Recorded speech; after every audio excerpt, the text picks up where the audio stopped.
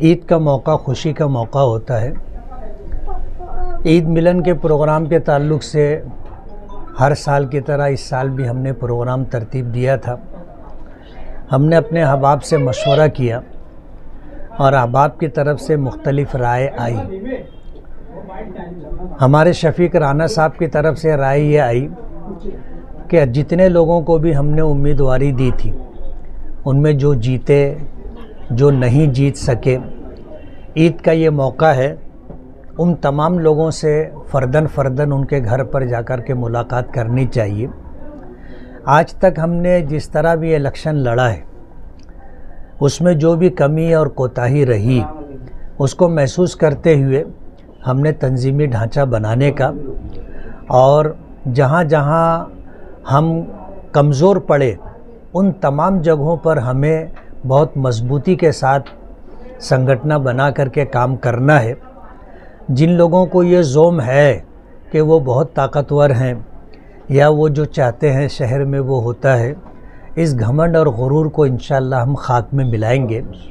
और आगरा रोड के इस तरफ हमने जितने लोगों को उम्मीदवारी दी थी, आज ज़ोहर बाद से हमने उनसे फ़र्दन खुसूसी उनके घरों पे जाकर के मुलाकात की। और आगरा रोड के इस तरफ लोग ऐसा तासुर देते हैं कि मुफ्ती साहब का क्या, लेकिन उन्हें शायद पता नहीं कि असम्बली इलेक्शन में जो वोट इस तरफ से हमें 24-25 हज़ार वोट मिली, हमारी कामयाबी के लिए वही वोट बुनियाद बनी थी। इसलिए इस इलाके पर हम खुसूसी तवज्जो देंगे, अपने तमाम लोगों को साथ में ले कर के हिम्मत और हौसले के साथ तंजीमी ढांचा तरतीब दे कर के हम काम करेंगे और कारपोरेशन के ज़रिए शहर का जो विकास होना चाहिए होता नहीं है। हम लोग इंशाअल्लाह पूरी ताकत के साथ लग करके कारपोरेशन को, ऑफिसरान को, पद अधिकारी लोगों को, सभी लोगों को हम लोग शहर के विकास पर मजबूर कर देंगे। ऐसा हमारा प्रोग्राम है। एक मजबूत अपोजिशन देखने को मिलेगा। एक मजबूत अपोजिशन इंशाअल्लाह। और डेली का जो काम कारपोरेशन में होता है हम उस पर नज़र रखेंगे। माजी में जो भ्रष्टाचारी और बदउनवानी होती रही इंशाअल्लाह आइंदा हम उन्हें नहीं देंगे। अभी ये कहा जा रहा है कि कॉरपोरेशन पूरी खाली कर दी गई है, लेकिन एक हम अच्छा बजट पेश करेंगे जिससे शहर की तामीर और तरक्की हो सके। क्या कहना चाहेंगे आप? नहीं, अगर वो ये चाहते हैं तो हम भी शहर के हित में, अगर वो चाहते हैं कि एक अच्छा बजट दे करके शहर को विकास के रास्ते पे ले करके जाए तो हमारी मंशा भी यही है।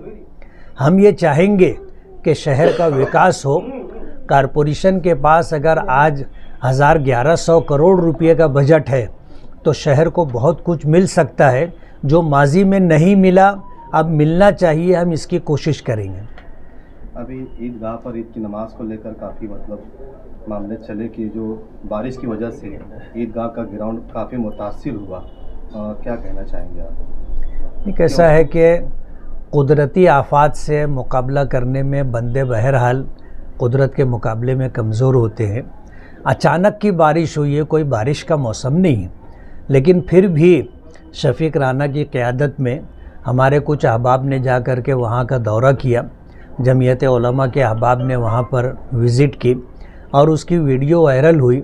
कारपोरेशन मजबूर हो गई और आज सत्ता में जो लोग हैं, सुबह हुई वो सब वहाँ पहुँच गए और अगर ये नहीं होता तो कोई भी अपना बिस्तर छोड़ करके वहाँ नहीं आता। लेकिन हमने उनको मजबूर कर दिया कि वो वहाँ ईदगाह पर आएँ और अपनी ज़िम्मेदारी पूरी करें। वहाँ से पानी खाली किया गया और अल्हम्दुलिल्लाह सुकून व इत्मीनान के साथ ईद का दुगाना अहलियान शहर ने अदा किया। 5 साल तक इसी तरीके से मजबूर किया जाएगा। हम लोग इंशाअल्लाह, अभी ये 2.5 साल तो है, इसमें हम पूरी ताकत से लगेंगे।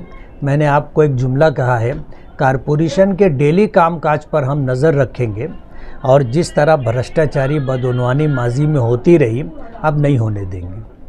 तंजीमी ढांचा जो मजबूत करें तो कुछ ओहदों की तकसीम भी होगी। हाँ, बाकायदा हम लोग जो है तंजीम बना करके ज़िम्मेदारान अफराद का तकर्रुर करेंगे और हम लोग ये देखेंगे कि हम किस तरह बेहतर से बेहतर तरीके से शहर को अपनी खिदमत दे सकते हैं। ये एक उसकी एक कड़ी कहा जा सकती है कि जो फर्दन मुलाकात करने जाना है इलेक्शन हारने के बाद जो उम्मीदवार हिम्मत तोड़ देते हैं, दूरी हो जाती है, क्या उस दूरियों को मतलब आप नज़दीकी में बदलना चाहते हैं? ईद के उन्वान से हमने यही प्रोग्राम तरतीब दिया है और हम लोगों का डेली प्रोग्राम रहेगा।